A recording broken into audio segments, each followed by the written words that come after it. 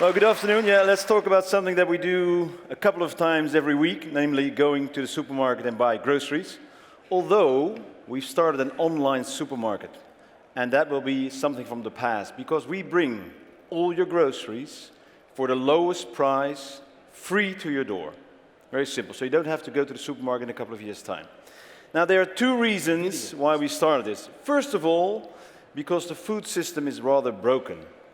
There's a lot of food waste. It's a very inefficient model. A lot of food waste. We drive with our cars to the supermarket every time, so there's a lot of small particle emissions in our neighborhoods. And there's also a lot of time waste, going to the supermarket back and forth with our cars a couple of times a week. Lastly, if you look at smaller brands, that are a couple of here around, smaller brands that try to get into this big supermarket business is very difficult. So there are a couple of huge problems that we have to cope with in the future to avoid all of this. That's the first reason. Second reason is, of course, the business opportunity. Let me take you to the slide. On the left-hand side, you see all the markets like fashion and electronics and books and travel, etc. Everything is now 30, 40, 50% online, except groceries. Used to be 1%, it's growing to 8%, so it's going times 8, but still very, very small.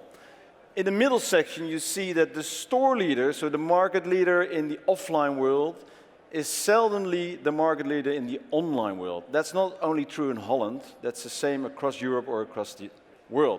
So it's not very logical, because you would expect that somebody who has a market share that's really dominant in the offline world could transfer that easily to the online world. It's not the case. And the last column, that's of course the most important in terms of business proposition, is that the market for food, for groceries, is as big as all the markets together. So if you add fashion and travel and books and electronics together, then you get groceries. So in by far the biggest market, the penetration of online is by far the smallest. And the internet is coming. That's what they say, at least. So that's a huge business opportunity. Now you say, of course, that's logical. Why would you go buy your groceries online? It's not logical, because groceries 80% of the time is always the same. It's heavy, you have to carry it, you have to bring your milk and your Coke and your stuff to your fridge yourself, whereas fashion is more fun to do, but it's already 30% online. So it's not logical. Now, was it always like that? Not really, because of course we had the supermarket. It's a really efficient model to bring very small priced items to your fridge, because we, as customer, do all the order picking and all the distribution. But we used to have these guys, the milkmen. Nice guys, they came to your door, it was free delivery, their assortment wasn't maybe too big and they were a bit expensive, but the idea itself was great before the supermarkets came.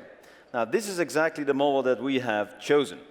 What you see here is that we still have, of course, on the left-hand side our suppliers. They bring it to our fulfillment center, we do the order picking, and then we bring them to your doors with these small electrical vans. 100% electrical, everything managed by your own smartphone. We only have an app, and we bring it to your door for free.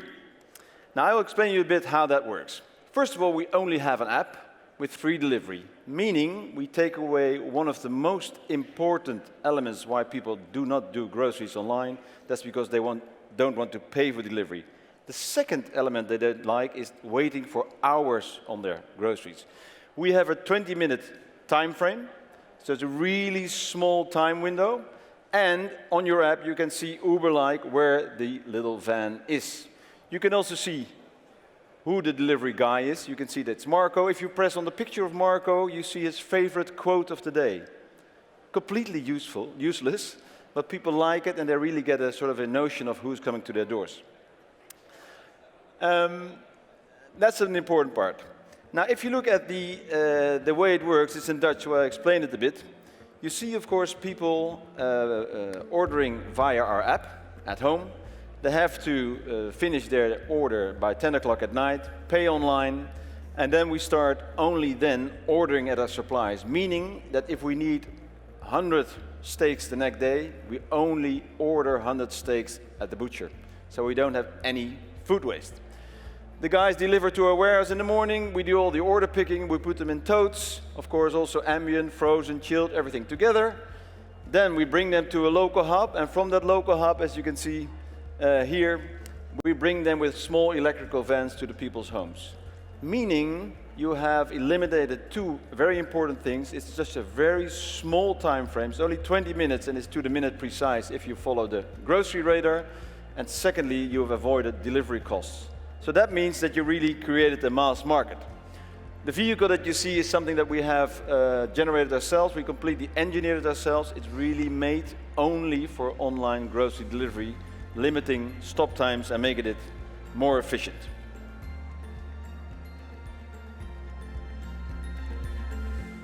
So people are happy and of course can do other things with their time. Now, when we started this, we said to the Dutch consumers, we're going to launch this next week. We were all over the pages, all in the press. At night, we were in the national TV show, and there were only 3 brands left.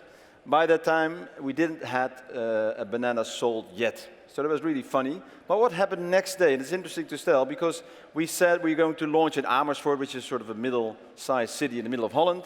We said we are going to launch in Amersfoort, and this happened next day. These were all the people in Holland that downloaded the app just by hearing there's a new company, it's called Picnic. They bring all your groceries at the lowest price, free to your door. So apparently this is something that people really like. Then this happened. We have these runners, as we call them, our delivery guys. These are sort of the perfect sons-in-laws and daughter-in-laws, because 30% is girls with us. They started making pictures together with their runners and put them on Facebook. Why? Because if somebody brings your groceries to your door, your fresh cucumbers and your fresh vegetables, etc., you would like to have somebody at your door who is really nice, who looks nice, who's friendly, who takes time, etc. So that's a very important part of the delivery, and having these runners with us is very important. Of course, kids like it. They follow the grocery radar, they see what's happening, they come and help, and we do all sorts of things. This is our app, very simple, very graphical, only mobile. Net Promoter Score 85, it's not a typo. And this is the story basically in one slide. What happens if you have a very high-priced premium product market, namely groceries, fulfillment costs, everything, if you replace it by a mass market approach? So in 1 year's time, we had the market times 5. And this is an example where we did 500 deliveries in that market that day. Today, a year later, we do 1,000 deliveries. So really, this has grown because you now have a product that everyone can buy, and not only the rich and famous. Now, this led to a financing round now in March. We did a financing round of 100 million euros. And also, of course, we have to build the whole infrastructure, our own cars, our own fulfillment center. We have to grow the business very rapidly. Well, it's going quite rapidly because we now do sort of 5% week-on-week growth, meaning that we double every 2 months. Takes a bit of gray hair to do it, but this is sort of the way it works. We started in Amersfoort. This is a small country in the middle of Holland. And we said, well, let's just test a few neighborhoods. It worked quite well, so we expanded a bit. And we said, well, let's do the neighbors of Amersfoort, just 2 small cities next to it. It also works. And then we said, let's go to a bigger city, Utrecht. Utrecht's quite a big city, worked as well. Let's try a city that's more sort of a new build area, Almere, also worked. And then we said, well, we have to do this because this is something that people really like. This is apparently something that people like doing. And if we can make that happen, and if we can have all the efficiencies in the system, we will have the same bottom line as a normal supermarket business. Thank you very much.